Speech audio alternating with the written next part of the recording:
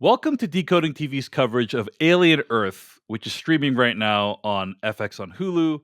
I'm David Chen, and joining me for this conversation is Matt Goldberg, who is the author of the Commentary Track newsletter. I'm going to read the plot summary of Alien Earth. In the year 2120, Earth is governed by 5 corporations: Prodigy, Wayan, Utani, Lynch, Dynamic, and Threshold. In this corporate era, there are cyborgs, which are humans with both biological and artificial parts, and synthetics, which are humanoid robots with artificial intelligence, which exist alongside humans. But the game has changed when the Wonderkind founder and CEO of Prodigy Corporation, run by a CEO named Boy Cavalere, unlocks a new technological advancement: hybrids, which are humanoid robots infused with human consciousness. The first hybrid prototype, named Wendy, marks a new dawn in the race for immortality.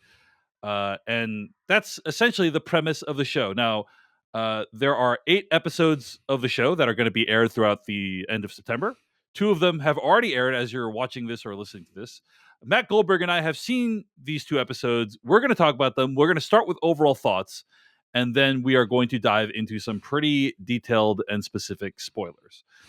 So, Matt Goldberg, let's start by just chatting about our overall thoughts about Alien Earth, which takes place a couple years before the first Alien movie. What did you think of the first 2 episodes of Alien Earth? Well, we just spent a lot of time talking about previous Alien films and like, what are they doing right? What are they doing wrong? And I think, to me, what really jumped out at me in these first 2 episodes is how the showrunner Noah Hawley, whose biggest other thing is Fargo, taking the original 1996 Coen Brothers film and sort of remaking it into 5 seasons of anthology television that still kind of retain that Coen-esque feeling, and bringing that sort of sensibility to Alien, where he's not taking particular characters. It's not like, hey, it's your cousin, Peter Ripley, come in to say, hey, I've been here the whole time. It's more about taking the ideas and the feeling of those movies, as particularly Alien, and saying, okay, how can we set a story in this world, and then start digging into the ideas that we have seen presented throughout the franchise. So you have not only sort of the capitalistic forces of the original Alien, but as we were discussing, ideas of immortality, creation. What does it mean for man to play God that was present in both Prometheus and Alien Covenant? That has reemerged in Alien Earth. And to me, that is sort of a richer through line, at least the way it's integrated here in the first 2 episodes, as something that's worth following, again, rather than, look, I made a particular callback to a particular movie. Yeah. I am a big fan of this show so far. First of all, we have to say Alien Earth looks incredible. I mean, Yes. This is one of the most expensive shows on television. I think they do a really good job recreating the look of certainly the spaceships in the Alien series, almost to a fault, because it's so weird to see spaceships with the kind of the old school 50-year-old technology. But it's like it honors, it doesn't make sense that in Alien Earth, a show that takes place before the events of the first Alien movie, that the tech would look way better than than the Alien movie. So what they've done is they've created tech that looks very similar to what you see in the Alien movie. And I think it looks awesome. What were we going to say, Matt? Oh, I was just going to say it wisely borrowed from what Star Wars had been doing recently in terms of like, well, if this is contemporary to stories that were created in the 1970s, where you have to use that aesthetic, we can't just reinvent everything to be shiny and new. Right. Unless the movies or shows taking place like decades later, right? Which is possible, but they chose not to do that, right? Yes. My thoughts on these 2 episodes: very strong beginning. The cast is excellent. The acting is excellent. We've already talked about the aesthetics of the thing. And I'm a big fan of Noah Hawley, right? I loved Fargo. I thought Fargo season 5 was excellent. I watched season 1 and I was kind of put off by Fargo season 1 because it felt to me like a weird cosplay of one of my favorite movies of all time. It felt like, hey, we're going to get everyone to kind of dress up as characters from the original, but they're not the same characters, but they're like slightly kind of the same characters, and they're going to do similar things. I'm like, what are we doing here? Why? And yes, the season 1 does go deeper than just that. It's not just a recreation, because obviously it's a whole season of television. But I wasn't a huge fan. Then season 2 they went off in a much different direction. That blew me away. Love that. Then I kind of fell off of Fargo, came back for season 5, which I thought was awesome. Right. So like I have overall very positive associations with Noah Hawley and very respectful of his abilities. And I think that where Alien Earth is really intriguing is in introducing some of the big ideas that we saw closer to what we saw in some of the Ridley Scott movies like Alien, Covenant, and Prometheus, where it's about what does it mean to be human? What does it mean to be an artificial intelligence? What happens when those things combine? These are really big questions that are related to things that we're dealing with today in our contemporary society. Separate to that, there's a bunch of alien stuff, in my opinion, right? Like, in my opinion, they're like pretty separate so far. And that is less interesting to me. It's well done, it's like competent, but it feels to me kind of like a remix of other stuff. It feels to me very like Alien Romulus, like, okay, this is like a really competent TV version of what we've seen in the Alien films. But it is kind of less interesting to me beyond just some cool visuals and visceral thrills, which there is some value to. But to me, it's like, oh, the idea of hybrids and all those, what does that even mean? Like, why is the show setting up 3 different groups of augmented humans, like cyborgs, hybrids, and synths? Like, what are the differences between them going to be? How are we going to see them interact? That's really thought provoking and interesting to me. Hey, we discovered some aliens and they're killing people. Okay, yes, that's also cool. I like that, but like, it's not the thing that could elevate this show to potentially masterpiece status. What do you think, Matt? Well, I think again, we're gonna have to see how it plays out over the remaining 6 episodes. But Yep, at least eight, here, eight episodes total. To be there are fair. 8 episodes total, so we've seen the Yep. first 2. Yep. I would say at least here, I feel like because everything is set up in a way that I think is, I don't know if more elegant is the right way, but at least I feel like with Prometheus and Alien Covenant, everything is sort of crammed together that nothing really has time to be set up or breathe in the way that it needs to. Whereas on long form Yeah. storytelling, you can say like, okay, over here we have this crashed Wayan Utani ship full of alien species and this cyborg, Morrow, who is apparently kind of working on behalf of Wayan Utani to bring these specimens back. Over here we have Prodigy, and they are creating Yeah. the hybrids. So already by separating these things, it's easier to kind of follow where they might intersect. Mhm. But also by having 2 different companies, you're getting into, I think, a clearer thematic distinction. Whereas both Prodigy and Wayan Utani are clearly seeking to play God. You're not finding alien species at the ends of the universe because you're just like, I just love science and I just love alien creatures and it's my passion. No, Yeah. you're doing it. I mean, in Aliens, we're told Finding it's for like xenomorphs is my passion. Right? Exactly. Yeah. In Aliens, we're told it could be huge for the weapons division, whatever. We know that these are violent, destructive creatures. Wayan Utani is a corporation. We know that their intent is not good. We might actually get someone to actually articulate why they want these in a very concise way. But for now, we know that Wayan Utani is probably up to no good.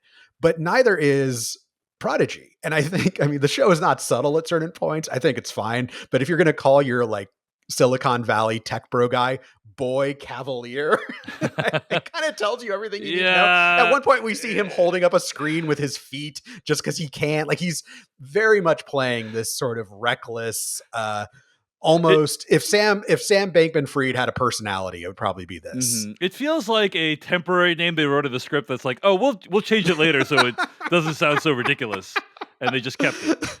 So It just sounds so good, Boy Cavalere. No. But you make some good points about how we have some more room to breathe, and like the separation of the storylines is pretty effective, and you kind of can imagine where they intersect. I do think that you brought up some really good points in your recap, which I would strongly recommend people read at decodingtv.com. Subscribe, it's free. That I'm curious how this will all fit in with the Alien movies after it's done, because this takes place a couple years before the events of the first Alien film. And so we know that the xenomorphs don't get loose on Earth and stay there permanently, right? Because if they did, then the Weyland Yutani Corporation wouldn't be so keen to get them in the Alien movies that follow this one, right? Right. Uh, And to be clear, for those who need a refresher, they keep trying to get them. They try to get them in Alien. They try to get them in Aliens, which takes place like 70 years later. They right, try again in Alien 3. Like that's right. all that they want. So So it they're is clearly clearly not. unsuccessful Yes. in Alien Earth. Whatever happens at the end of Alien Earth, it's not going to end with them successfully getting this. Well, Right. maybe Prodigy gets them. I don't know. I doubt it, but maybe Prodigy gets them. So so I am curious, like how this all kind of fits in with the Alien movies, in terms of the xenomorph stuff, in terms of the hybrid stuff, and it'll be interesting to see like where Alien Earth wraps up and how it all ties together. Yeah. So let's talk. Any other overall thoughts, Matt Goldberg, before we start talking about like stuff that specifically happened in the show? Just one other thing, and I mentioned this in my recap of the first two episodes. I really like that we get to the action. And something I've seen with other prequel series, expensive prequel series, is that they seemed unhurried in their like, is there a story in our future? Is there a conflict in our future? It's like there is, but it's down the road. There's a big battle coming down the road. You have to Mm-hmm. look at. So I'm thinking of like House of the Dragon or Rings of Yes. Power, these very expensive shows with these huge casts, clearly cost a lot of money, and not a lot happens. Whereas I feel like we are really off and running in like the first two episodes of Mm-hmm. the show. We have clear stakes. We know exactly what is happening. And I feel like we are in the action rather than someone saying, stay tuned, there will be action.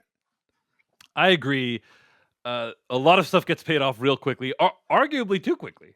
Arguably Mm. too quickly. But let's talk about it. Let's talk about what actually happened. So let's start by talking about the Neverland stuff, right? Yeah. We Neverland is Prodigy's secret island camp out in the middle of nowhere, where they're developing this hybrid program.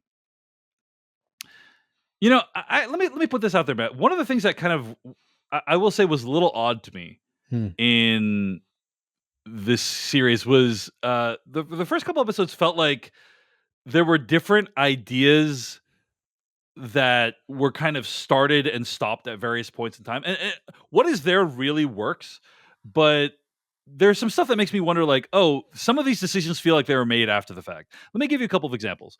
The concept of three different human augmented by technology creatures is introduced in the opening text, but then we then learn like hybrids don't exist yet, right?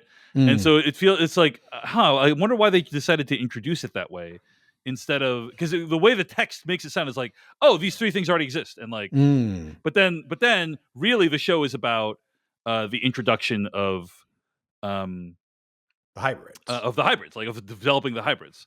There's also uh in the sort of press materials, the place where the Maginot crash lands is called Prodigy City. The words New Siam are never like in any of the materials that have been released so far, but Mm. then like it's New Siam in the show, and so it's like, I wonder if that changed it somewhere along the line.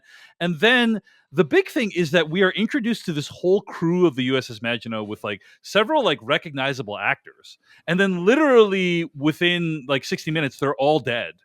And the first part of the show feels like it's setting up a whole chapter of this series that we never see, of like Right. what's going on with these actors on the ship. Was I the only one that felt that way, or did you feel that like You know, I thought it was an interesting jump. And right? and in the first half hour of the show, I'm like, oh, are we like really playing with time in a way that can be disorienting? Because that's something Noah Hawley has done. He did that with Legion, with that FX series Legion. Yeah, That could be incredibly disorienting in terms of playing with reality and trying to keep the viewer off balance. But I felt that you're right. It's like, oh, okay, this is where we're going to be. And I feel like it was actually it was a curveball, but one I didn't mind, because what it felt like ultimately was fast forwarding yeah, through what would have essentially been an Alien remake with a twist, and saying like, we can show you all of Alien again in a shorter time span if you right, like, but right, what if we just skip to the end and the twist is, what if Ash won?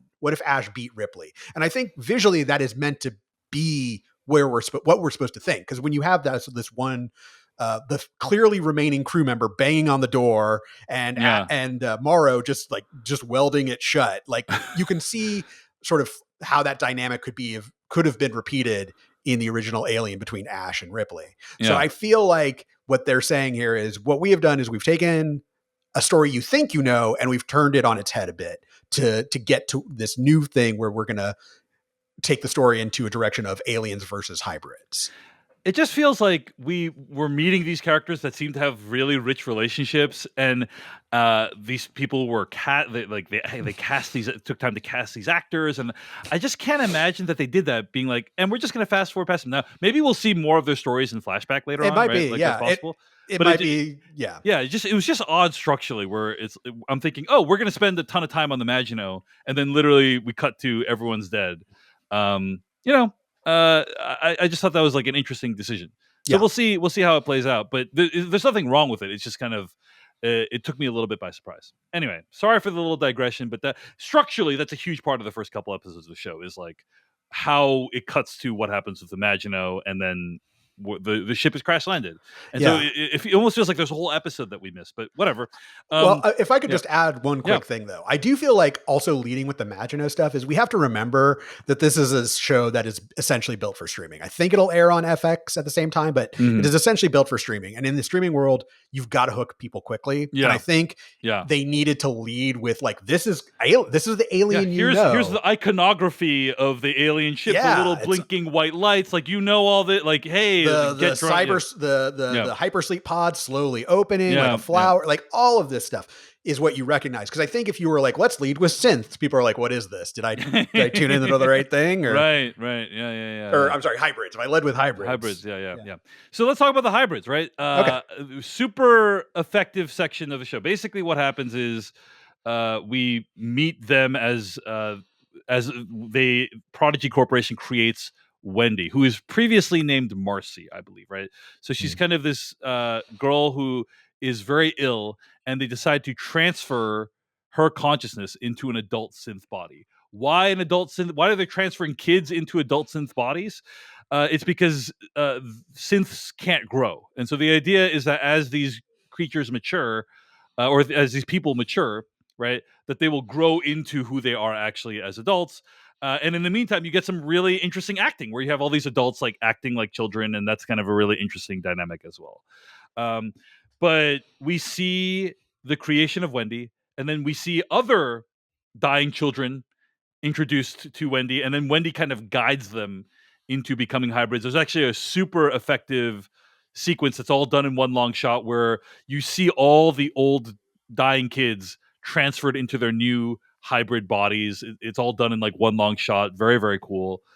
To me, this is the most interesting part of the show. It's like, where are they going with this? What are they going to try to say about what it means to be hybrid? How is it different from what it means to be human? I loved all this stuff. One other point to add is that hybrids are basically super powered, right? They have super strength. They can run super fast. So it'll be interesting to see where they take that. Matt Goldberg, any thoughts on the Neverland portions of Alien Earth?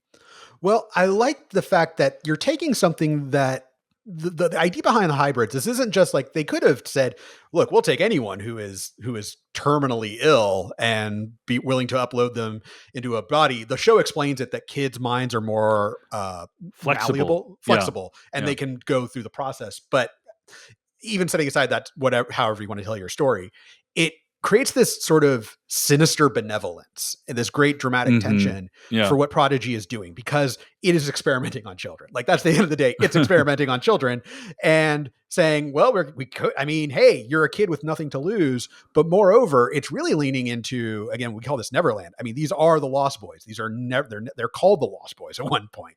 They're not going to grow up. And that is a fascinating idea here, because yes, they're not going to grow up in the sense that they're now in these sort of bodies set at a permanent age. But more than that, the benevolence is completely washed away when you see that all of these kids are now separated from their families. Like, they're not going back to their families.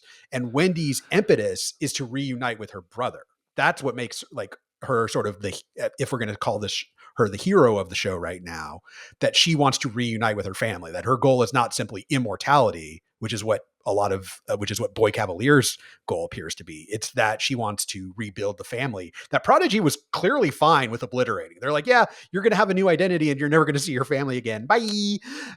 That's a weird thing to tell to like a 12-year-old.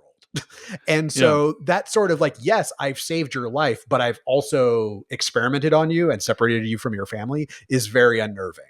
What is your conception of what the family was told? Because we know that her brother Hermit was told that she's dead, Yes. right? But it wasn't clear to me what her father was told. Like maybe, hey, give us your dying girl, and she has a chance at surviving, but then she's dead. Like what? I'm curious. Like Yeah, what? it's very. I think the implication is that Prodigy uses their resources. Like, hey, we have this cutting edge technology, and we'd like to use your. We want to see if we can use it to save your daughter. And then they're like, your daughter died, but she didn't die. Now they just have this sort of free floating Right. body that they can now use in their own experiments. Yeah. Yeah. Maybe it'll become clear like what the communications, what the Right. emails were like Yes. at a later point in time. But yeah. Anyway, so that's the stuff that's going on in the Prodigy Neverland stuff. And I do want to. I don't think this is a correction necessarily, but one of the things that Boy Cavalier makes explicit about why he's doing this is he believes that these hybrids, I think, have the capacity for essentially superhuman intelligence as well. Like they, Mm. in addition to just being like super powered, that they will become super, super smart.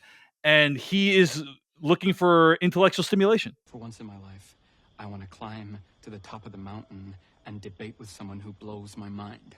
Like he makes that explicitly Yes. clear. He's like, I want to talk to somebody who is going to make me think and challenge me in ways that humans and also AI don't. And it's funny because he kind of, in my opinion, makes a veiled reference to ChatGPT, where he says, "Yeah, I can talk with like a synth that like has read all the philosophers, but like a synth doesn't have any life experience." Data cross-references with the musings of every great philosopher, but that's not wisdom. I need something that has both things, and that's how he's talking about it as distinctive. It reminded me of how people are saying like, "Oh, ChatGPT is like having 5 PhDs in your pocket or whatever." It's like, okay, but eventually, even the genius trillionaires of the future will become bored with that. And And and so, and I actually do think it is worth raising the question at this point: is Boy Cavalier really that smart, or is he simply ambitious? mhm, And I think that's an important distinction, because we've seen in our own age, we see these tech overlords that are branded as geniuses, but really what it is through a combination of luck and ruthlessness and some intelligence, but not, what we define as intelligence is not necessarily far reaching. I mean, I think right. Elon Musk was They're not famously necessarily like, like brilliant engineers or brilliant, yeah, brilliant product designers, right? They right. might be brilliant marketers instead. Yeah, And that's yeah. there's a Dunning-Kruger effect at work. They don't know how much they don't know. Mhm, mhm. I agree. It's an open question how smart Boy Cavalier is at this point. So we will find out. All right. So at that point, the show puts us on two tracks. There's the voyage of the USS Maginot, a Wayland Utani vessel transporting alien species. And by the way, I am reading here from Matt Goldberg's review and recap, so be sure to check it out at decodingtv.com. The crew's security officer, Morrow, engineers a crash on Earth after the rest of the crew is killed by alien species. It's also implied that Morrow also engineered the release of the aliens on board and the deaths of the crewmates. And the Maginot crashes into New Siam with the alien species and Morrow still on board. Let's talk about this a little bit, Matt. Like we already talked about how it felt a little bit disjointed, Hmm. where they kind of fast forward past the things. Yeah, you see a little bit of them on board. You see the kind of alien get loose, right? Uh, and then the question is, what is Morrow doing? And whether or not he engineered the release of the aliens, what is clear is that Morrow's priority is not saving everyone's life. Morrow's priority is getting the specimens to Earth intact. I'm sure he would prefer not to crash land on Prodigy territory, but it's like, No, yeah, I don't know. I'm mm, actually leaving that to, was it an accident that they crash landed? I actually think it was I think it might have been purposeful, because tell me about this theory. Yeah, tell me my why. theory is that, look, if you see Wayland Utani and Prodigy as competing organizations, it's not the worst thing in the world for Wayland Utani to take their science experiment and crash it in their rival's backyard, Mm, especially if you know that you have dangerous species on board and you want to see what would happen. In this very same way that when Boy Cavalier is like, yeah, I'll send the hybrids into the search and rescue mission, there is sort of, again, a cavalier approach on both companies' parts to be like, you know what, we have more money than anything. Nothing can really stop us. Hey, if it all goes wrong, will live to fight another day. The people we're sending in won't, but we will. And so to me, it actually seems like what we're witnessing here is really a battle between Prodigy and Wayan Utani, and that the crash in Prodigy's backyard feels somewhat intentional, that Morrow meant to crash there. I don't feel like that's true. I could be wrong. I think the one sign we get that's not true is that it's heavily implied that Utani, or not implied, indicated on screen that Utani really wants her specimens back. There's this phone call with Utani where she's trying to be like, hey, like, I'm going to give you as much money as you want. Give me the freaking specimens back. And he is not, Prodigy CEO is not receptive to that. Yeah. So, but she could just be goading him. That's the whole, I mean, again, he's arrogant. She's arrogant, probably. Let's see what happens. We'll see.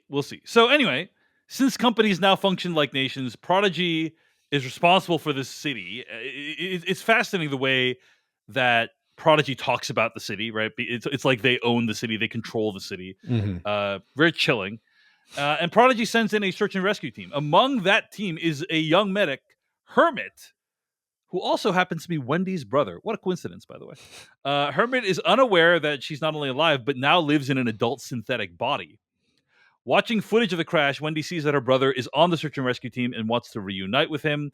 Let's pause here for a moment, actually. So one of the things that this show does is you see Wendy's abilities develop over time. And, you know, I'll remain neutral on this point, but it is a thing we've seen where, this being has grown more powerful than we could possibly imagine. You know, like she can manipulate computer screens and stuff like that. So like she's able to control all the computers around her wirelessly, it seems. And so that's just something to be aware of as the show goes on. But she's using that ability to monitor her brother. She's like watching her brother, checking in on her brother. No idea why Prodigy is allowing any of that. You know, like it seems like she would be heavily monitored, but I guess whatever. They maybe it helps her with her emotional stability. Anyway, Wendy volunteers herself and her fellow hybrids for a rescue mission, and Cavalere agrees to it. This is the one thing of the episodes that really kind of bothered me a little bit is that Cavalere would send his hybrids in, like, because theoretically, as the show has portrayed them, they are like the first hybrids ever. This is a science experiment, and his guy points out these are prototypes. They're prototypes, and not only that, they're also children in super strength bodies. Like it just, and we're sending them into an unknown situation with alien biological specimens.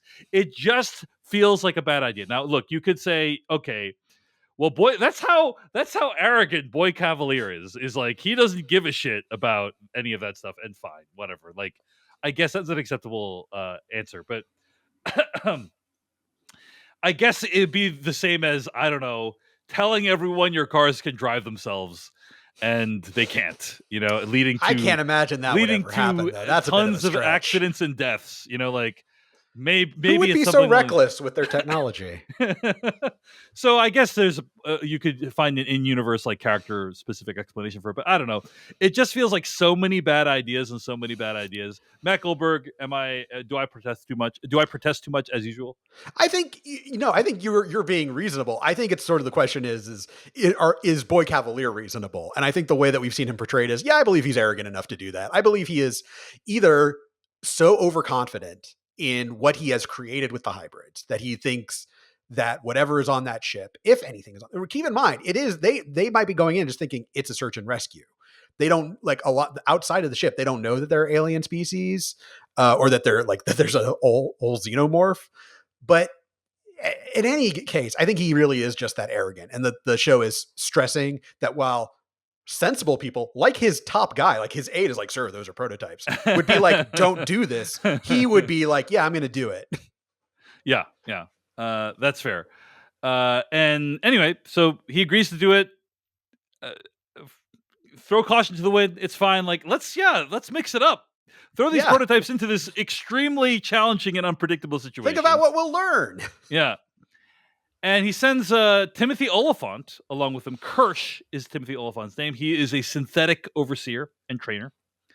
And he supervises the mission. Anyway, the group heads into the wreckage, unaware that the xenomorph and other space monsters are on board. And we see a lot of like other alien species, that aren't just the xenomorph. Yes. It's pretty cool. Like some of the other creature designs are super cool. Like the The eye eyeball. alien, the eyeball one is super cool. The ones, there's like little crawly things that fly around. It's the new designs are pretty cool. So what did you think of this whole sequence, Matt? I appreciated it. First of all, it really looks visually ambitious. The idea is that the Maginot has like crashed into this huge skyscraper type structure, and so they move from the skyscraper into the Maginot. It looks like just that scene alone cost hundreds of thousands, if not millions of dollars, and so it's all very impressive. And then Hermit and his band of Prodigy people kind of go from room to room, trying to like secure the vessel, trying to find people. But there's this very cool dynamic where Morrow literally DGAF. He's just trying to get these. He's just trying to secure these alien samples. And so he is fully willing to endanger the search and rescue team if it means accomplishing his mission. Yes. But yeah, what did you think of this whole sequence? Because this is kind of the bulk. I would say this is like the bulk of the first two episodes is what happens with the Maginot and Hermit's crew and how they interact. I thought it was really ambitious and impressive. It really does feel like, this is a TV show, but the scale of it is really impressive. Like this feels kind of what Game of Thrones ushered in, this idea of cinematic television, that you can spend a lot of money and create something really immersive on a scale that would normally only be seen in a theater. And I feel like I feel like the money is there on screen. And more than that, I feel like, and this is just maybe my personal preference, I like that I could see everything. That was a nice little touch. I feel like so much television is so dark these days. And hey, you're in like a crashed spaceship. There's probably a good reason for it to be dark, but I could follow the geography. It was really well directed and it kept the tension. And it also found unexpected moments of humor as well, especially the scene where they come across a party that's like, nah, it's okay, we're going to keep partying. And it's like, you go for it, man. So things like that. There's something very striking about all these rich, oblivious people partying while literally the entire world is burning around them. It's very, very thematically potent. But yeah, some really cool sequences, and in particular, I think Morrow is like the xenomorph gets loose and starts killing people, and they find cool and interesting ways of showing that visually. Like they don't just use the same visual tricks. Like in one scene, all the xenomorph killing is happening in the background and you don't even see it, right? And in another scene, you see it directly. And in another scene, it's like menace, like they try to like mix it up visually with regards to the xenomorph. Because as far as we can tell, again, we're only 2 episodes in. Right now, there's only one xenomorph. Now we know that xenomorphs can create more of themselves when they can create someone and they can implant the egg through the tiny mouth that comes out of the big mouth. So we don't know if there are more xenomorphs to come. Don't the face huggers also produce xenomorphs? Is that how that works? Right? So the face huggers can produce xenomorphs. The face huggers can come out of eggs. And as far as I know, and again, if people want to jump in the comments and correct me, only an alien queen can create the eggs. I see. So it's usually alien queen, eggs, face hugger, into human, xenomorph burst out of chest. That's kind of burst out of chest, and then the chest burster grows into a full xenomorph, and the xenomorph can then replicate itself by implanting the new egg into someone. That is my understanding. One of the big things that happens in the episode is Wendy and Hermit are reunited, right? Wendy finds Hermit. She's like looking for him. She's tracking him down. She finally finds him. They're reunited. And then because Wendy's friends are children, literal children, they cannot keep the secret that Wendy is in fact Hermit's sister. And this is something I also appreciated. You said this in your review that like, hey, it's good that we just get that out of the way. This is not a thing that's they're concealing for like 7 episodes. Like they just reveal it right away, and we get to watch the reunion. Anyway, curious if you had any thoughts on how any of that played out, Matt Goldberg. I mean, again, I like that it just cut to the chase. There's no value in keeping it secret. None that I can tell. Like, it's not like a bad secret, Right. but it's also like something that probably Wendy wanted to break to Hermit on her own terms, on her own Right. time. But it's not like for the viewer, I don't think it would have been a particularly rewarding thing to be like, oh, by the way, we're related. Get it out of the way and set up that relationship quickly so that as we move forward, these characters care about each other for for an immediate reason, rather than if the longer you keep it a secret, it's like, wow, if I was Hermit, I would wonder why this person I've just met is going to such great lengths to help me. I would be confused, and let's cut that out of the way. And more importantly, you've now given your show an emotional center. There's a lot of interesting thematic stuff happening around it, but I do think you need something emotional to carry us through, to say these are characters that I'm rooting for, that I want to see live, not just cannon fodder for Aliens. I completely agree that it's great to get it out of the way. We have the emotional core. We can root for these people. I just want to say, I think it'd be pretty mind blowing if you thought your sister died of a disease when she was young, and then later she shows up in a completely different looking human adult body, and says that that's your sister, and she's actually a robot now. Like that would be pretty. Like that would take me, I'm gonna say, a good couple months before I got over that. You know? Yeah, no, I think it's hard to process. It's probably even harder to process as you're in the ruins of a spaceship that has a monster running around it. Yeah. There's not a lot of time to sort of be like, let me mull this over. I think you got to kind of go with the flow until you can get off the spaceship and the xenomorph isn't trying to kill you anymore. As the second episode ends, Hermit is snatched up by the xenomorph, and who knows what's going to happen to him. But Wendy's going to go after him and try to save him. So those are some of the big plot developments of the first couple episodes of Alien Earth. Matt Goldberg, any other thoughts or anything else you think we should discuss before we wrap up our conversation today?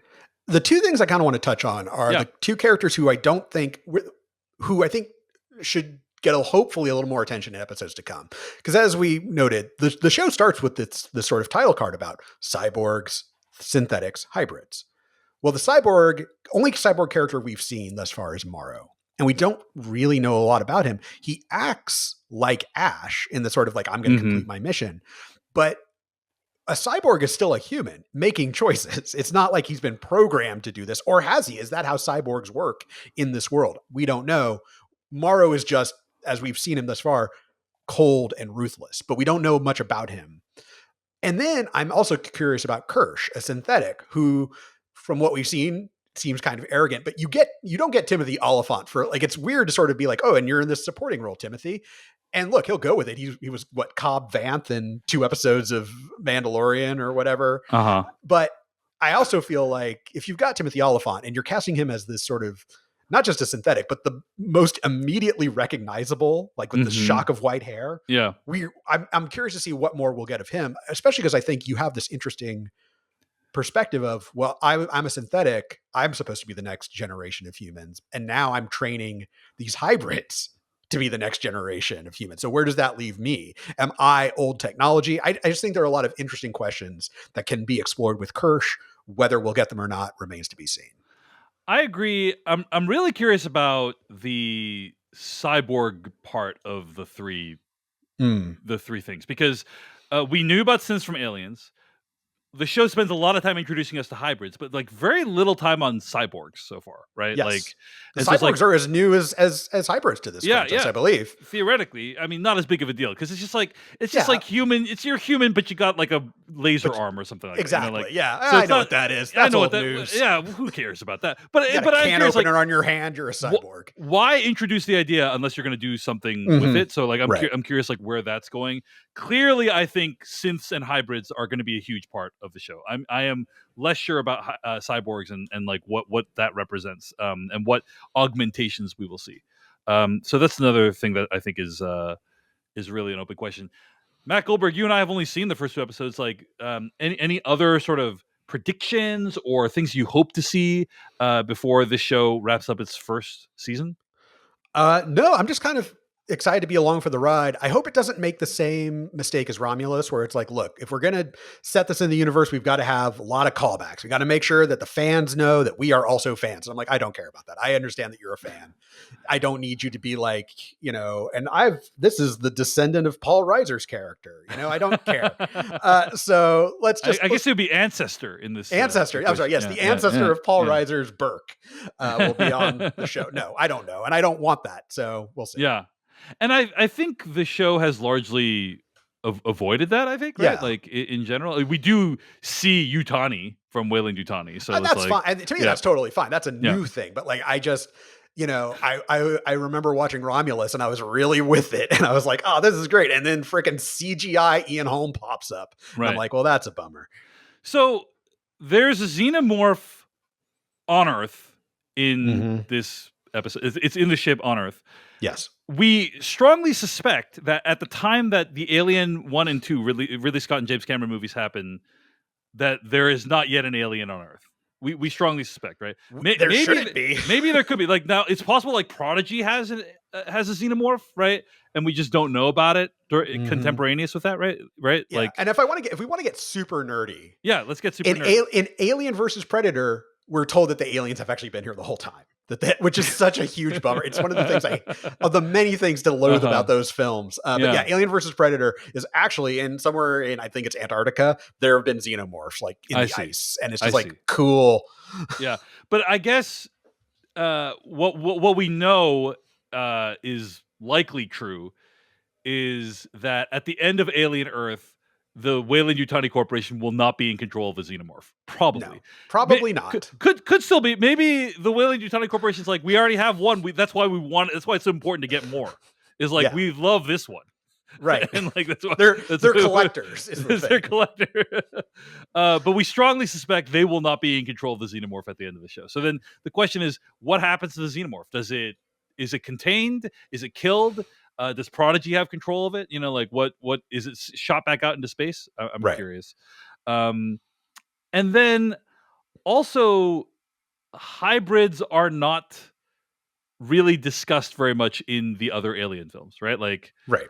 And so why is that? Is it just because Wayland Utani doesn't like using competing technology, or maybe something goes horribly wrong with the hybrid project, right? Like, and it's like, oh, actually, hybrids. It turns out putting children's minds into superpowered robot bodies has downsides.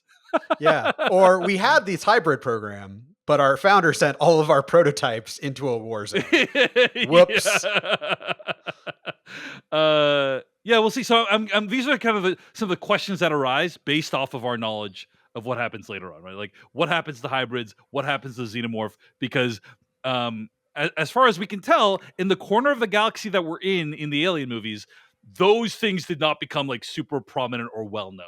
Right? Like it's not like everyone saw the xenomorph in Alien 1 and was like, oh yeah, the thing from New Siam, right? Remember that? It was on the news? Yeah, it was on the news. It was on Fox, right? Like, did you see? I've seen one of these on TV at home, right? Like no one said that, right? So no. So it's still a mystery. I mean, if you consider how far in the future Alien 3 takes place, and she has to explain what a xenomorph is to the warden, and he doesn't know. Like, people just don't know what the xenomorph is. So it really has been sort of like a low-key thing for a very long time. They kept it on the DL. Yes.